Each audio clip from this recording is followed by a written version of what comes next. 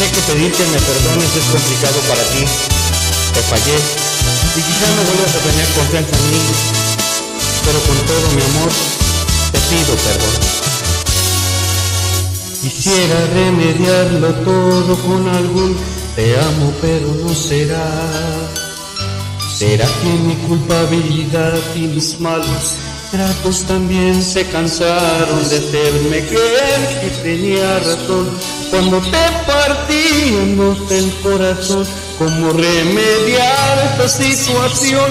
Si perdí la cuenta de todas las veces que te pedí perdón.